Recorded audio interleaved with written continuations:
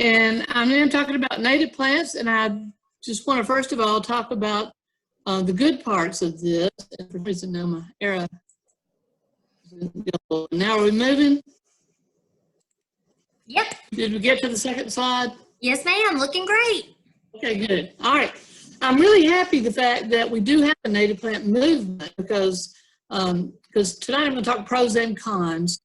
The good side is that people are really paying attention to the fact, we got this insect apocalypse going on, and we realize we really need these insects. And I laugh about the Extension Service being really good at telling people how to kill things, and then we're like, whoops, whoops, killed too many. We got to put some back.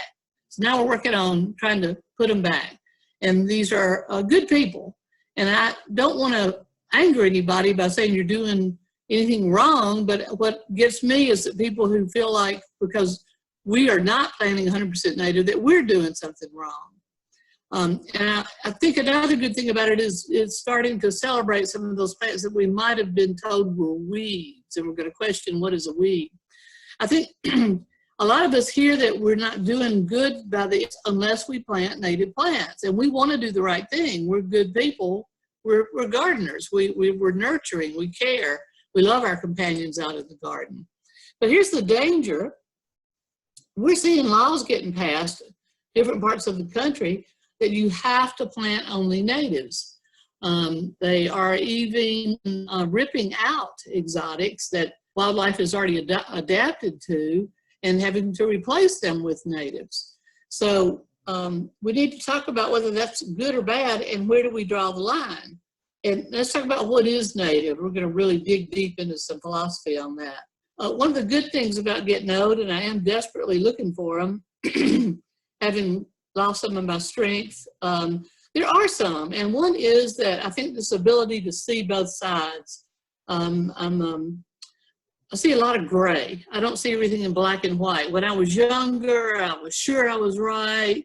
Nobody else had a side that I could see. The older I get, the more I'm kind of, trying to see both sides and try to accommodate of other viewpoints. I do a lot of reading. I always have. I started reading when I was 2. I did well in school because I did love my topic, but I don't consider those my real credentials. And I always like to tell a story about a early guy when I first started this job who had a nursery down in South Jackson that's gone now. And I went to meet him and introduced myself and said, I'm this ornamental horticulture specialist from the university, and what can I do to help you? And he didn't even look up from weeding around some of his little trees that he was growing out in the field. He finally glanced at me a little bit and said, "You people who got all your learning from books don't know diddly," only he used a rougher word. And you know what? I agreed with him. I agreed with him because if you just got your learning from books, you don't understand what's going on out there. So I'm going to offer you what I call my real credentials. I have always gone outside every day that I possibly could and wandered in the wild. I've done it since I was a wee thing. My mother would turn me round and round and round out in the woods on our farm in Mississippi and say, as soon as you can find your way home, you're free to roam this farm. And I did. I loved to go out. Back then on horseback and since then on foot. When I lived at Luray, here we are going out to the big bottoms around the Luray, big Luray swamps out there on the right. We looked at things that grow in the wetlands. The dogs go with me and they hunt swamp rabbits, and we have tree squirrels. And there's my friend Nibbit that I sleep with every night. She's getting old. I've been in uplands. I look at uplands. I look at things. I wander around all different times of year, and I watch and see what happens in the wild. And sometimes some of the things that I'm told on the internet just don't ring true. So that's my real credentials. Not that just because what I see is true, that's anecdotal, right? Don't ever trust one person. But it does inspire you sometimes to do the research. Because what happens these days, you Google something. But right now, if you were to Google native plants and insects, you're probably going to find a whole lot of literature that insects have to have native plants. And I want to further extend my credentials as I am a tree hugger. I'm not somebody who's going to claim I'm otherwise. People who think that because I'm not an advocate for native only, somehow that makes me mainstream, sold out to the commercial industry.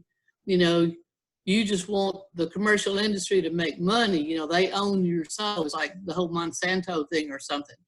I assure you, nobody has ever owned my soul but me.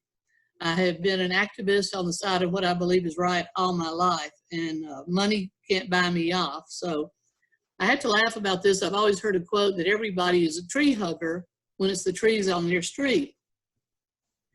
I want to tell you a story about my big brother Barrett, who has always been on the opposite side of any issue, environmental, just the word environmental would make him angry. Until the pollution began to affect his favorite fishing islands out there off the Louisiana coast. He lives in Texas.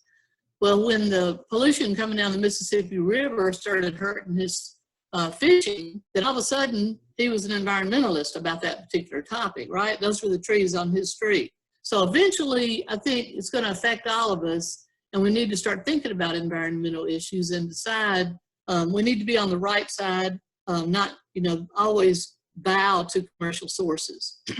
Now, I want to talk about what's well meant about the native plant movement, and then what are the real facts. I'm going to take this in a series of myths that I hear about native plants, and I'm going to present the other side.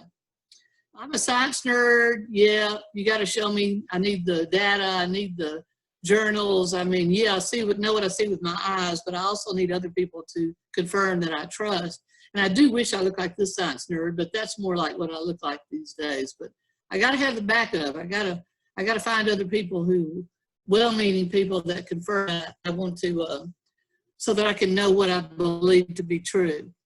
There's this one myth. People will say to me, even an angry tone, why can't you find native plants? You know, why do our garden centers not carry native plants? That is just insane. They're full of native plants. Every garden center has these common natives.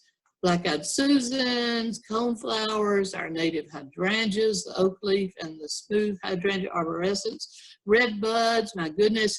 I'm not going to even bother reading through all this, but how can you walk in any garden center and not find dogwoods or magnolias or cypress trees? There's the native plants, they're everywhere. So that's just not true. But the native plant nurseries want you to think that they're the only ones who carry native plants. So we're going to talk about them in a little bit more depth later on. So those were just the woody plants you find in native plants. And here's a whole bunch of herbaceous plants that you're going to find in most garden centers. And some are a little bit more specialized. Some of your better garden centers, you may have to look a little harder for them. Another thing I hear all the time is nativars are bad. So what's a nativar? A nativar is a cultivar of a native plant. And they're evil and insects can't use them. Well, some are true. That's true. Some nativars are going to obstruct obstruct access to the true flowers. And I'm going to show you a picture of one here in just a minute. But others maybe even be better for insects. What if they're more vigorous? What if they're resistant to a disease that's wiping out other plants? What if they can be grown in colder climates or warmer climates? What if they have a longer flowering season? What if they are a tolerant form that's going to help us adapt to our warming climate or our drought stress? So nativars are not always bad, but here's a bad one. I'm going to admit that this one, because of that double flower, this is a pom-pom type echinacea, which is a native plant, that is going to obstruct access to the nectar and the pollen that the insects need. But just like with everything, you've got to take every plant on its own merits. For example, is Major Wheeler, it's a nativar, it's a native plant, a cultivar of native plant. Is that a bad plant? My goodness, it blooms from March till November at my house and tries to put on a few blooms in the winter. This is a native honeysuckle that the hummingbirds just adore. There are other reblooming forms. And since I've been planting that particular cultivar that flowers all season, I've seen orchard orioles in my yard, which was a new bird for me. So it's obviously benefiting from this special form of the coral honeysuckle. So, but they're man-made, and man-made is just like bad, for this assumption that man-made is bad. No, a lot of times they are naturally occurring seedlings. Somebody found one that was exceptional and different. and they'd simply propagated that exceptional seedling because of its special characteristic. Mutations occur in the wild all the time. Seedlings have different genes and may come up with a special little set of chromosomes that makes them special and better. And is man-made always a bad thing? Are you biting into a delicious and nutritious vegetable right now that was man-made because we selected over and over to create these plants that were more delicious and nutritious and feed us and make us healthier? So this idea that somehow man-made is always bad, to again look at each cultivar, each plant on its own merits. Here's another myth I always have to battle. I want to grow native plants because they're more drought tolerant, they're easier to grow, and they're pest resistant. Well, that's not true either. Again, some are and some aren't. I know many of us have struggled with trying to plant our native flowering dogwood. It's a difficult, picky little plant to grow. It really likes to be happily sited. It likes to have its roots cool, yet well mulched, yet not hot, and they're picky. I would plant a dogwood and a ginkgo outside and bed on the ginkgo, not the dogwood. But that raises another question. Ginkgo was once native to North America. We know this by fossil record. Dong redwood is another one. Now, most people would tell you they are Asian introductions, that they are alien plants that we brought over. But if they were once here and the ice ages wiped them out and we brought them back, does that mean we are introducing an exotic, or are we reestablishing a native? Because I think we forget to think about time in that equation. There are many other difficult natives. I had to buy land that already had sourwood growing on it to have a good sourwood tree. Again, dogwood, stewartia. We know we have a hard time with rhododendrons over here unless they're just perfectly sited. David Sands has a kalmia, probably the only one that I know of in West Tennessee, but I don't know anybody else that's been able to grow them over here. Mountain ash, which will die as soon as you get out of the mountains. Pin oak, which is the most problematic. There's many, many difficult natives. So there's a beautiful sourwood, my friend's garden in Nashville, but it's tricky. Whereas there are some exotics, these introduced plants, like an old forsythia, that'll still be there. How many of you know of one right now that's still blooming on the roadside and the house is gone? Who even knows what generation of gardener planted it there? And they don't reseed, they're not troublesome, they don't have many, if any, issues. Our old magnolia, the tulip, we call tulip magnolias, which can live on almost any site you put them on and just endure and endure. So these are introduced exotics that have no trouble growing here and can require no input basically to succeed. And that's one thing we're going to talk about more heavily. Some of you may have grandma's hydrangea or peony in your own yard. So these are certainly easy, long-lived, durable plants that I would put up against some of these troublesome natives. I think the reason that we think natives are more drought tolerant is because we see them succeed out in the wild with no help, is because we haven't messed up that soil. When we start tilling up soil and breaking up the natural aggregates and the channels and the natural layers that have formed over eons, then we have created an unhealthy, unhappy soil environment. And then we have to water because we don't have the same sort of good soil that we had, that we could have allowed to start with. And that's why I'm a no-till gardener. I improve my soil from the top down, just like Mother Nature would. I crack my soil open enough to put a plant in there and then put the soil back in there, the native soil, and then I mulch and let that mulch improve the soil. So you want to think about, just because you see them in the wild prospering isn't because they're native. It could very well be because that soil has all the natural channels, the healthy mycorrhiza that help those roots pick up water and nutrition, that plants are allowed to recycle their own nutrients because the leaves fall, they decompose. So we're allowing Mother Nature to do what it's supposed to do out there. It's not necessarily that the native plants are somehow better. Here's another myth, that exotics are just bad, that we need to stick with native or we're not being responsible. Exotics look pretty cool sometimes, and I like to this is where kind of getting old helps. As soon as you just read something and you think, does that really make sense? is any plant that was here when we arrived, when Europeans arrived, are good. But any plant that arrived after we arrived is not good. And so we need to think about, wait, now when did they arrive? Because we all got here from somewhere else, including plants. So we're going to go even get into Pangea here in just a minute. You say, well, no, Native Americans were already here. No, they came over from Asia. They came over across the land bridge when Siberia was still part of Alaska. So when they came over, did they bring plants with them? Animals came over, plants came over. So it's like, well, when did it become native? You know, we got to figure time into here somehow and not consider just because we bring them over after the Europeans got here, that makes it a bad plant. And let's discuss that a little bit. I mean, people act like we were really bad to bring these plants over here. But in truth, we were escaping to try to find freedom and live in a place that we could have land. You know, in Europe, most of the land was held by the noblemen. You were a peon, you worked on that land, you weren't even allowed to hunt the wildlife on that land, much less own it. So when we came over here, the big opportunity to have land was the big draw. And of course, we brought our plants because we didn't know what we could eat over here. We brought our plants and animals because that was our food source. So we were a human species trying to survive, and we brought our plants. So tomorrow, if you had to leave for Mars and you had to survive on Mars because you needed a new opportunity, you'd pack your plants. And if you look at where all the native plants, where all the edible plants that we go to the grocery store and consume so heavily come from, you're only eating your native plants if you're from the Middle East, for the most likely, or from South America, and maybe some of you are.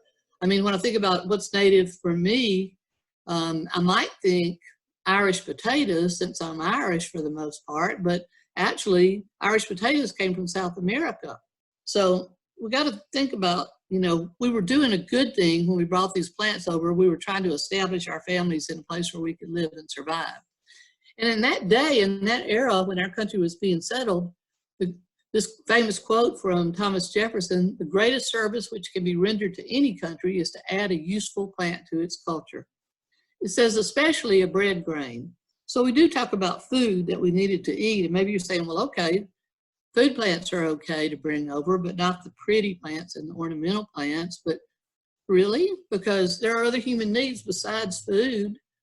A lot of our medicines were derived from plants, or even a lot of the medicines that we take today were originally derived from plants, even though now they may be copying that molecule in a laboratory. Is beauty? I think beauty is a human need. The scent, the spices, the flavor of our food. If you think about our whole civilization really is plant-based. Go all the way back to the spice trade, the Silk Road. That was the beginning of the modern era of global commerce. Whole empires, continents. We learned about new cultures we wouldn't know, new languages. You could say that it's bad that we launched the human species into new realms of understanding and networking, but frankly, I'm grateful to live in an age where we do have that, and I do get to know more about the globe instead of just the little spot of land on which I was born. Now, here's another reason that these introduced plants can do just as well, or perhaps in some situations even better than our native plants, and that is because Asia, if you look at where China and Japan are situated on the Asian continent, and you look where we are in the Southeast United States, we're on the same place on those large land masses. We're lower southeast, the same ocean currents are slamming up against us there. The same weather patterns are happening right there. So we have identical weather patterns, and that explains why so many of our happy plants in our landscapes are from that part of the world. So that's again proof against that myth that it has to be that native plants are more adapted. Now there's some bad actors. I'm not going to deny that. My goodness. I just found one privet on the neighboring property. I'm blessed out here to have no privet, and I'm going to go over there and cut it down. They'll never know that I did because it's out on the edge of their field. But so far, I don't have that problem. Kudzu, I don't have. I don't have those bush honeysuckles that go crazy and reseed everywhere, or the buckthorn that's such a problem up north. So there's some bad ones out there, and I'm certainly going to try to get rid of those. But there are others that get reported as terribly invasive exotics that are doing a bad thing to our landscape. And I want to question the pros and cons of that, because I think some of them have a plus side that we should consider. If they're not crowding out native plants, and they're adding benefits to some of our insects. So I'm going to pick on mimosa, because mimosa gets a really bad rap. You'll find it on every hit list of the native plant societies that want to get rid of it. However, it does reseed. We know that. It reseeds generously and comes up maybe places you didn't want it, but it's a short-lived plant that grows on our fence lines. It is not only favored by our pollinators, and I know the butterflies that love it, but it's also a nitrogen fixer. Because of its light shade, it doesn't discourage other plants from growing up under it or around it, and it's a pioneer species. And this is one of the great benefits to me, is that this will come in and reseed and grow in places where we have disturbed the soil. Where we scar the earth, these pioneer species come in and some of them can provide great benefit while perhaps the natives are growing back in. But if I'm riding down a road somewhere and I've got crop fields and, then fescue along the highway, which is not good good for wildlife, and the only thing growing maybe in that scenario is going to be the mimosa tree along the fence line, well, I'm grateful for it being there for the pollinators, and it's not going to crowd out natives. Let's look at some other aggressive European weeds that are really beneficial to our wildlife. Henbit, everybody loves to tell you how to kill the henbit in your lawn. I don't. The dead nettle, which is very closely related, you get these big purple swaths, and you see the early honeybees on them. Not only that, but it's called henbit, and there's another one is chickweed, because not only do chickens like to eat them, but so do the wildfowl. Birds like greens, and wild turkey, you'll see them often out in the middle of these fields that are not planted yet, feeding on the henbit and the chickweed out in those. Besides that, they are offering up pollen and seeds for our wild things. So these are aggressive European weeds that I would contend are beneficial in the disturbed ecosystem in which we live today, because we can't go back. I'm going to call Doug Tallamy out by name, because this is the person that has caused such a rift, I feel like, in the people who want to plant for wildlife, because he's the one who came out saying that it had to be native, that insects will not eat non-native plants. And people were just really upset that anybody would plant something that an insect couldn't eat, and that we all had to be doing that. And his contention was that if we didn't plant native plants, then the insects would have nothing to eat, then the birds would have nothing to eat, then those larger birds would have nothing to prey on, and so on and so on. It disrupted the whole food chain, that we're destroying the whole chain of life by planting non-native plants. Well, let's explore that a little deeper. It turns out that there's a core genera of plants in the wild that's only 5% of the native plants that we have out there. 5% of our native plants support 73 to 75% of the caterpillar species. So if you want to be sure you're helping them, do plant some of that core species. But that's also telling me there's a whole bunch of native plants out there that aren't doing much for the caterpillars, right? And in fact, do all plants have to be all things? This is some research done by Doug Tallamy with a colleague, Karen Burghardt. I do like to pepper this a little bit with some scientific journal articles, because I don't want you to think this is just my opinion. The yellow line, it shows that there are a higher number of caterpillars on the native plants. The other line does show that there are some caterpillars on the non-native plants. But here's how they did the study, and here's a little bit of insight that not all studies have, they have flaws. The flaw on this one is that it only relates to non-native plants that do not have a close native relative in the study area. In other words, if you have a close native relative, even if it came from another country, then that whole study is thrown. And let's talk about whether all plants need to be all things.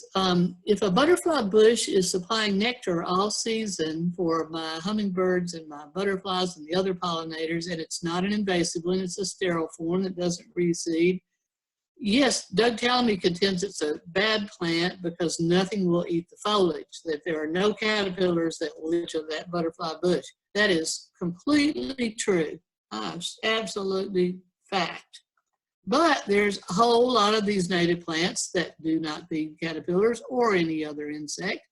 A niece tree, one of my very favorite big native evergreen shrubs for use intended as a screen, both in sun or shade, nothing will eat the foliage on that anise tree. In fact, it is toxic. It's toxic to wildlife. Does that make it a bad plant?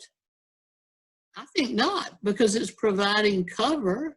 It's anchoring soil, it's providing shelter. So it's providing some things for wildlife, and even insects I consider needing shelter and cover, right?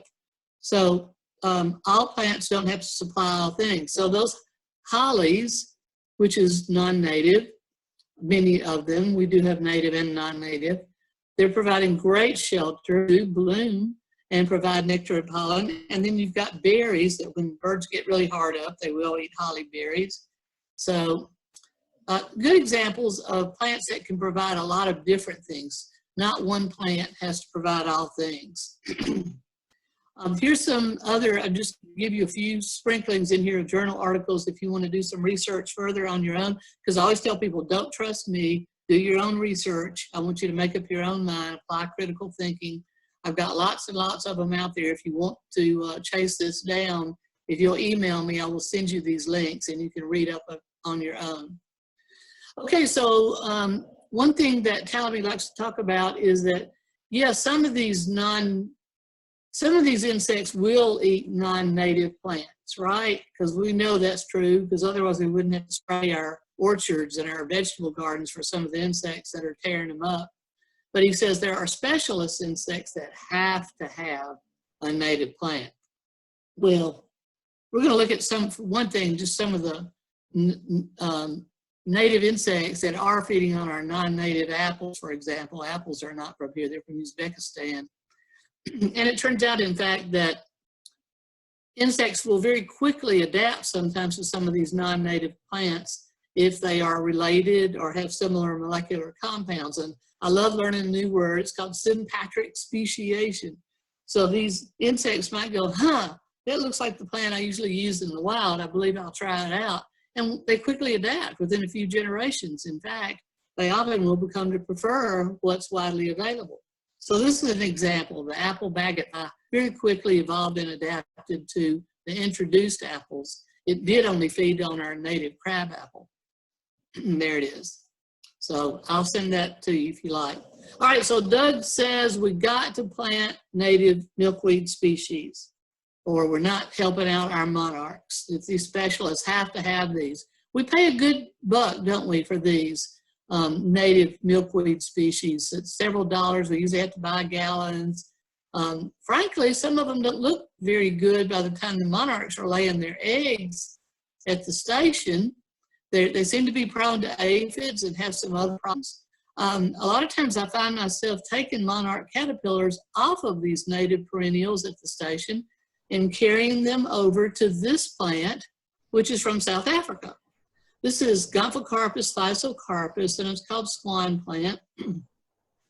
We sell it at the plant sale. It grows very fast from seed. You can buy a little 6-pack or a 3-pack of it for a few bucks. And you've got these gigantic willowy plants that grow so fast and provide so much foliage that the caterpillars just can't munch them away as fast as they often do on our native species. So I'm taking caterpillars from our little perennial natives and I'm carrying them over here and putting them on the South African plant so that they can complete their life cycle. So you're going to tell me to get rid of that? Are you going to pick native plants over monarchs? Because I think that's what you're doing if you say I have to have native, which again kind of throws me back into the motives of these people who say you have to have native. Is there money to be made? Are there careers built on this that they're not willing to give up? Because we look at this happening, how can we deny that? There's our funny seed capsule on the swan milkweed, sometimes called hairy ball. I'm sorry, but that's the name. Swan, because it's kind of like a swan. Family jewels, if you want to be polite.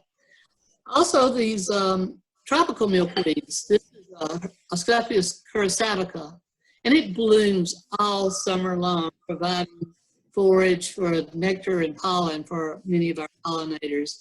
And again, the caterpillars are on. Now, I've seen headlines in popular magazines that if you're planting this, you're killing monarchs. You're doing bad things for the monarch. The parasite problem that can happen down in parts of the country where this tropical milkweed does not freeze back. Here, it's not a factor. They're going to get killed back by the first frost. So again, we're getting this huge promotion of don't plant this if you're trying to help monarchs, when in truth, it's very beneficial for monarchs and a whole bunch of other pollinators as long as it gets killed back in the winter. So that's just unfair. You're choosing native plants over good wildlife plants. You're going to tell me I can't grow fennel and dill and parsley and Queen Anne's lace and carrot from my swallowtail? You know, they don't care. These are related closely enough. The sulfur butterflies, they're going to get on your candlestick plant, on your Sinacarumbosa that I grow in my yard. They're close enough related, so it just doesn't matter. The Aristolochia pipevine that we grow in the parking lot at the experiment station is from South America. Every spring I watch pipevine swallowtails fly over and lay their eggs on this plant, and it's just covered with these fabulous caterpillars. So the point is, the molecules are so similar, chemically broken. If you were to put them in a blender and whirl them up, you know, they're identical except for the way they look, or virtually identical. They have the needed chemistry for that particular specialist insect. Seems like any scientist would get that, right? And I like to laugh about, are you sticking to your native cuisine? And again, where did it all come from? If you look at what's native to North America, the things that we normally find in our grocery stores, Jerusalem artichoke is pretty rare to find in the grocery store, but you can. Tepary bean, I've never heard of. Everything else we eat came from another continent. That doesn't mean there aren't edible foods here. Goodness knows the Native Americans lived off of it. Well, again, Native Americans before we came, but they knew what to eat. We brought along plants that had been cultivated for a long time that had bigger, better fruit and produce, maybe better nutrition. And that's what we mostly survive on right now. So let's talk about some of these weeds again. These dandelions, I have always left them in my yard and bragged about this European weed that was a really good pollinator plant, and good because the seeds were eaten by birds as well. And then I heard a native plant talk. This woman said that dandelions were bad for bees because the nutrition in a dandelion flower was not equal to some of the native flowers that were blooming at the same time. You know what? I'm not making those bees feed only on dandelions. It's another source of pollen and nectar, and it blooms very early, and there's plenty of them in my yard. Again, the bee is free to go feed on native or non-native. It's like spinach. I mean, I can't live on spinach alone, but spinach is an important addition to my diet, so I say dandelion nectar is good for bees. And you know what else? She was talking about honeybees. Honeybees are a European insect, and here it is feeding on a European weed. I went up and asked her about that. I said, are you kidding me? She kind of stammered, so I hope I put her on the spot. I also hear lawns are bad for wildlife and that they're high maintenance. And if that were my lawn, that would be true. That is a perfect monostand. There's nothing much in there for wildlife except perhaps for the robin hopping over it to pick up a worm. And it may not even have that if you're peppering your lawn with pesticides. But I'm leaving the henbit, I'm leaving the dandelions, you know, the little creatures, little birds that eat seeds. I've watched many, many birds use lawn, eat seeds, pick up insects. All of these birds have prospered because of the lawn, not the perfect lawn. Just the manicured lawn is high maintenance. The manicured lawn is bad for wildlife, but I don't keep my lawn manicured. I have a zoysia lawn. I love my zoysia lawn, but once I start mowing, you know, I don't need to get rid of all those weeds. I don't worry about fighting the weeds on it. What is a weed? Who convinced us these were bad? I go back to the money. Did people convince us that we had to get that dandelion out of our yard or that henbit out of our yard because they can charge us or have us spend money with them to buy herbicides so that we can get rid of it? And we got to think about what it is that's most important to us. If you want to have a perfect lawn, go for it. If you want to have great wildlife habitat, let the weeds stay. Oh yeah, there I go. It's already made that point. All right, myth is native plants are those that occur naturally. This is a definition I read online, and that belong on this continent. When? When? You know, when the dinosaurs were here, which era? Which is native or non-native? Can we ever really figure out? Again, I go back to when did it arrive? Remember Pangea? We were all one continent. We broke up, and now we're all these separate continents. So the plants that were on these continents moved away, and they began to evolve according to different climatic differences as those continents drifted around the planet. But a lot of them are still very closely related. And I go back to that being from here at one time and now being brought back. Did you know the United States was once divided by ocean? And when it was divided, there were different plant species that developed on the west side as compared to the east side and the northern side. And then when the oceans went away and some of those plant species began to mingle again, was that bad? Was that considered invasive? Or is it okay if it's by land, but not okay if it comes across the ocean? When did it come across? Did a bird deliver it a few hundred years before we got here that was blown here by a hurricane? Did the first settlers coming across from Siberia bring them with them? Was it poop? Did they have seed in their feces and seeds in their feces? So, we just don't know. We don't know what's native here. And I think it's arrogant of us to say the only correct plant palette is the one that was here when Columbus set foot on this continent, or when somebody began to take note of the plants and make lists of plants that were here. I don't get that at all. And besides, we can't take a do-over. Goodness knows I wish we could wave a wand and get rid of Chinese privet and kudzu. There's a whole lot of things that we got to spend money on before we'd ever get to that. Things are going to just sort of continue to change and evolve as they always have, because the only constant is change. We're kidding ourselves if we think we can freeze time. If we can freeze the planet or this continent at a particular slice of time, a tiny slice of time, it can't happen. We can't do it. Humans like to think we're in charge. We are not. The planet's in charge. I hope some of you know about the Gaia hypothesis. And the Gaia hypothesis is that the planet exists as this huge web of interlocked. Plants create the atmosphere that we need to nourish us. They create the soil that nourishes the plants and the birds and the pollinators, and everything about it works as this giant super being. So one of the things that it will do is it will self-regulate.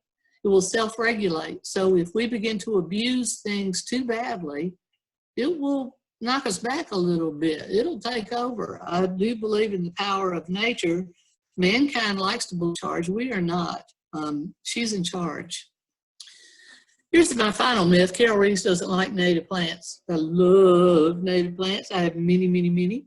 The cross vines, I don't know why people wouldn't have this somewhere in their landscape. There's so many wonderful nativars of crossvine. The beautiful native wisteria, the amethyst falls, is a favorite plant of mine in bloom right now at the station. If you want to go look at it, I've got 3 planted on my property now. I do wish this were more available in the trade, except for finding it at a native plant nursery. The only person I knew that carried it was Plato Tuleatus over in Memphis. But this beautiful big native is a roadside bloomer in late summer, provides clouds of flowers for pollinators, especially the big tiger swallowtails. the biggest leaf on the North American continent. Yeah, it's got some thorns up and down the stem. Roses have thorns, so I don't get that why this isn't a more popular plant in the landscape. The goldenrods ought to be more popular. They don't sell well because they don't bloom until later in the season, but that's when your pollinators need them. I'm a huge fan of our native goldenrods if you choose the mannerly ones, not the ones that are going to take over and run all the rest of your plants off. I wish this were one that were more common, the verbicina or frostweed. Not called frostweed because of that beautiful icy white flower, but because it's says that if you walk early, when there's been a cold snap right after a rain, you'll see that it freezes these big curls out of the bottom of the stem. They call them frost curls. Look them up. It's not the only native herbaceous plant out there that does it, but it's famous for doing it. And it's a great pollinator. I wish this were available in the garden centers. One of my very favorite natives came from Carroll County. One of our master gardeners, Kathy Andrews, brought this in. We call it Kathy's Candy. We have it at the station. And then my friend Jeannie Guidi over at Melody Hill Farms got it started. And she sells it all in Memphis and Nashville. For some reason, the Jackson trees aren't buying these plants from Jeannie Guidi. We all need to go in and ask for Kathy's Candy and tell them, why aren't you carrying this fabulous native verbena that blooms from March till November? It was in a horse pasture. I mean, needs no care. So Kathy's Candy, verbena canadensis. I love this plant. It needs to be more widely available. We all need to be putting spice bush in our yard. Great fall color, winter bloom, a native herb, also a host plant for our spice bush caterpillar who's so cute. I love our sumacs. Yeah, they sucker and make a big colony, but can anything rival their fall color? And on the females, that wonderful spike of red fruit. #1 food for our eastern bluebirds. Every bird I know out there that is an insectivore that overwinters with us relies on dried fruit throughout the winter months, and they will feed on that red fruit on the sumacs. The little yellow or woodpecker, I watched him all winter eat on the sumac right out here outside my kitchen window over to the right. So we should be planting more of these wonderful natives. Remember, if you're worried about poison sumac, the red berries one are not poison. White berried ones are. I've only seen one once in a while. They only grow in the swamp. The red berried ones are actually sold in spice stores. They taste like lemon. They're delicious. And besides, y'all, we got all these poison plants. Don't forget, we're all growing poison plants right now in our landscape. Azaleas, rhododendrons, jasmine, lantana. Yew is deadly poison. I just trust people not to eat their plants.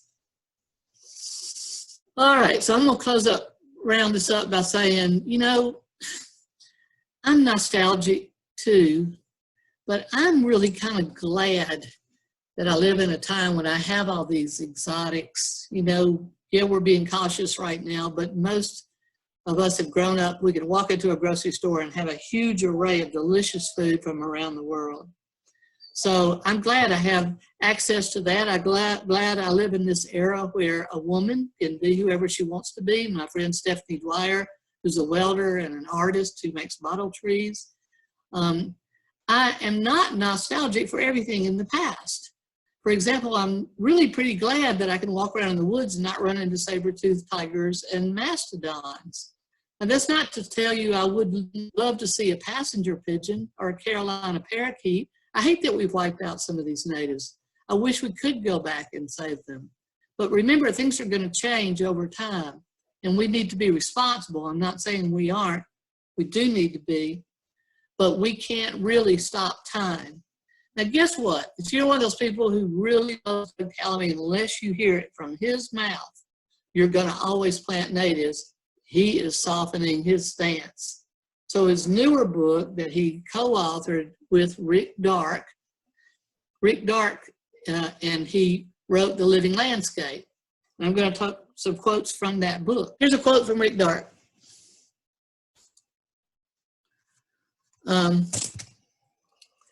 One of the most important functionalities is durability, the capacity to thrive over a long time in our landscape without dependence on resource-consuming maintenance regimes.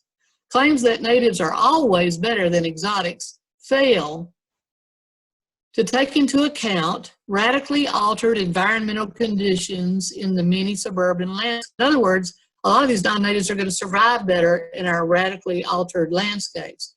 As long as we're choosing plants that don't require input, that don't require a lot of pesticides, that are good providers for our wildlife. All right, Doug Tallamy himself. What is native in any given place today isn't native if we look back far enough in time.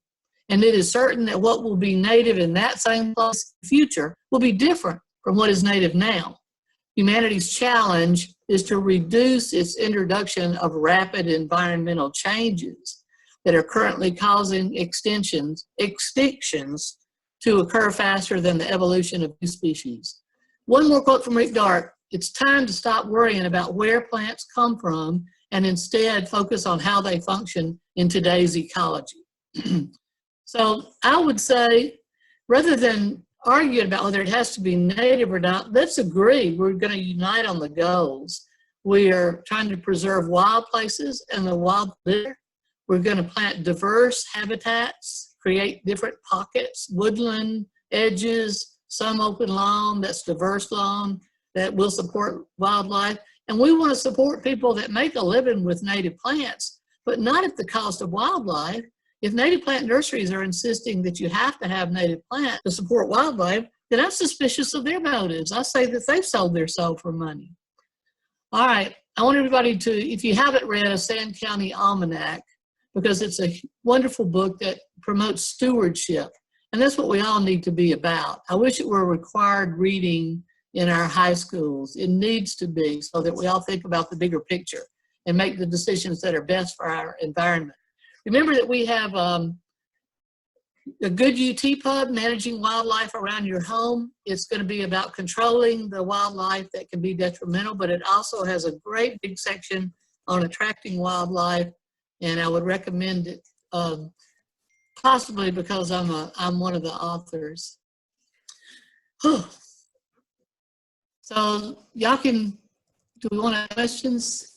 Yes, let's field some questions if we have some. And I'm going to post a link to that resource that you just mentioned, Carol. Okay. In the chat box, if anybody wants to copy this link, it'll take you right to it.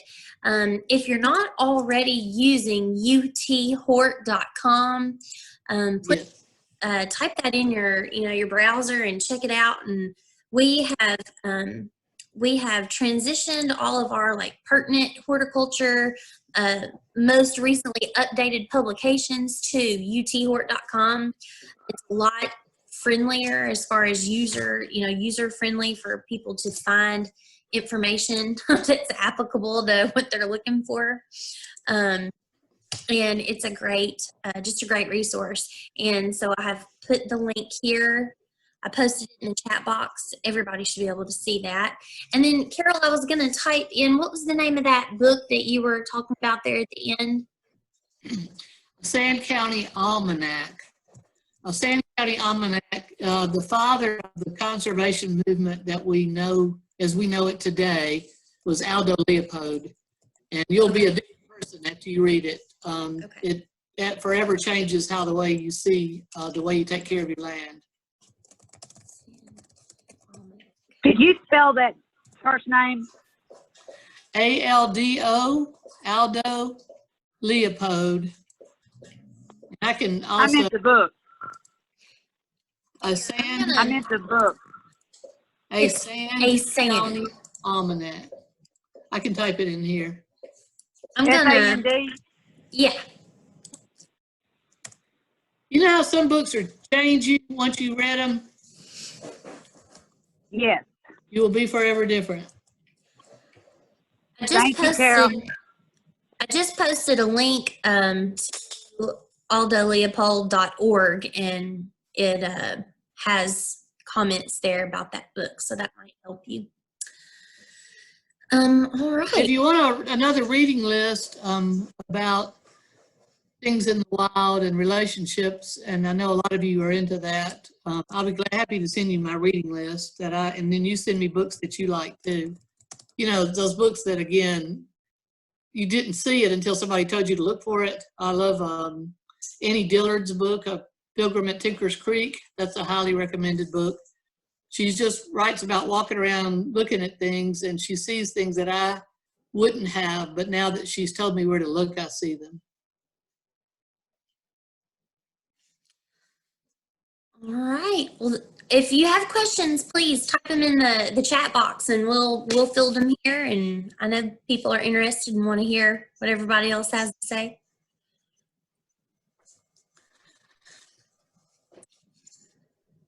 Or you can just unmute yourself and ask the question. I got Yeah, a we can talk. question. I have a question. Yes, ma'am. Since we're going to be moving to the land of clay and 9 pH, how should we go about adjusting the soil there and still using some of the native? I would instead look at what is adapted to that soil. I prefer to do the other way around. Okay. Whether it's native or non-native, you can find plants that are going to be adapted to that soil. And then again, the same thing you would do here is visit botanical gardens, other landscapes, you know, and get a feel for what does well. So I always think it's hard to really adjust soil permanently. It's always a battle if you're trying to change pH, because the original pH keeps trying to creep back in. Okay. Anything that I want that isn't going to be adapted to the soil that I'm trying to put it in, I'm likely to grow in a container. Oh, okay.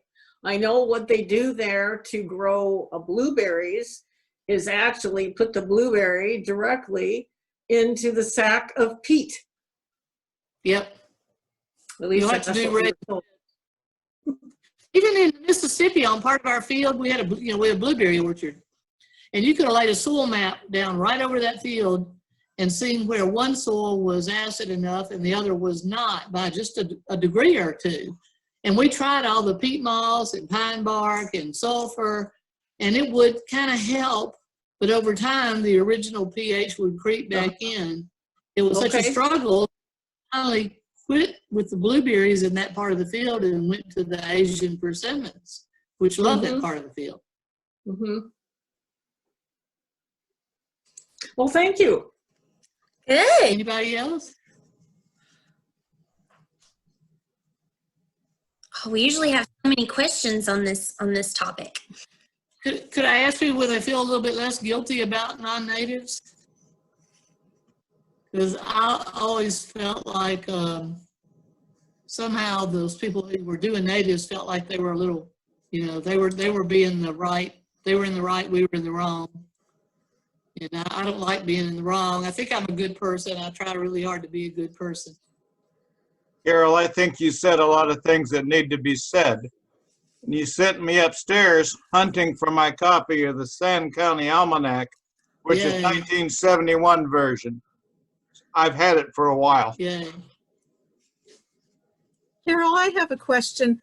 I have a friend that gave me a big can of orange California poppies and wanted me to plant them, and I'm not certain that I should. I don't know if I should or not. Should I?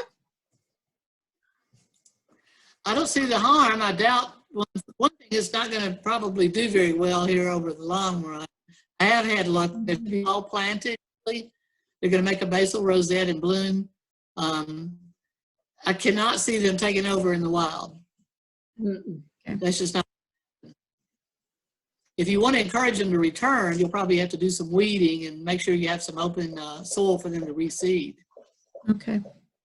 Thank you. You're welcome. But there's, you know, another good point that brings up is what is native to California, that's on our continent, right, is not native here. What's native to the bottom of my hill is not native to the top of my hill, right? So sometimes when you get into what is native, is it native in this county? A lot of plants native to Tennessee that are native in Appalachia, but not over here in West Tennessee. So there's a whole lot of, sometimes plants only grow on the north side of a hill, you know? So you could try to, if you're gonna be really native and that specific, there's just, again, so much gray area. Thank you. And I just wanted to add, Carol, I like that how you mentioned, you know, natives not only when, but where. And that could be, you know, nationally, in your state, regionally, county. I mean, it could get so small, you know, Yes. when you're considering, you know, how far are you going to cluster that in, that it makes it hard for people to create lists of native plants. Yeah. I search and search, and I just don't think you ever find the same list twice, or you may find a list for Tennessee that has things that this other list doesn't have. And so it's just so variable. I just wanted to make that comment. Yeah. And I think we all, just diversity is the main thing. I think the landscape that is not beneficial to wildlife is the very manicured, you know, boxwoods and nandinas and hollies with a perfect lawn. Where most of us in this group, I'm preaching to the choir, I bet everybody in this group's got hundreds of different species in their landscape. Different levels, different canopies. I mean, if it's a new plant, we want it, right? Native or non-native. If it's pretty, we want it. So that's the best thing we can do, especially those plants that don't require the pesticides, because, you know, even organic pesticides are toxic to insects. So you have to just kind of weather some foliage damage. Remember, bugs got to eat too. Plant a whole bunch of things. You can put natives and non-natives whose foliage is not eaten, so you have some intact plants to disguise the damaged plants. So your landscape will still look handsome.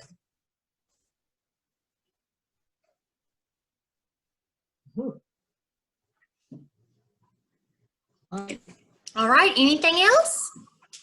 Excellent, Carol. Thank you.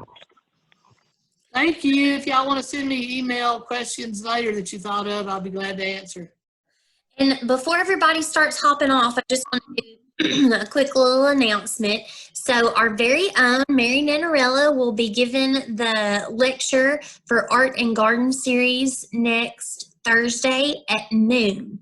And her topic is organic gardening from the ground up. So she's going to be covering, you know, if you're wanting to come in right there at ground level, fresh starter, this is going to be the class for you. You can go to Facebook, Art and Garden, just type that in the search and it'll pull up their page, and that is where the link to that lecture will be. You can also find it on the Madison County Master Gardener homepage. The link is the same every week. It doesn't change from time to time. So if you got on this meeting, it's going to be that much easier to join next week, because you won't have to do all this downloading of the application and all that. You just click the link and it'll take you right there. Also, I wanted to send out a little reminder, you know, don't forget to enter this as an education hour. We're going to have lots of opportunities for continued education over the next several months. So be sure that you don't forget to do that. And also don't stress about our entries, okay? I don't want anybody worrying about that. So I just hope everybody is staying safe and staying connected with their families and doing okay. And just want y'all to know that I'm here. So if you need anything, you can just give me a shout. Really, the best way to get a hold of me, like quickly, is just texting me, because I nearly always have my phone. So I'm going to put my phone number in the chat box in case folks don't have that, because we are not working from the office. So you can text me at this number, and that will be the quickest way to get me if you need anything. Okay? I mean, email. Thank y'all for joining me. I appreciate it. And happy gardening, everyone. Thank you, Carol. Appreciate y'all. Y'all for coming. Thank you.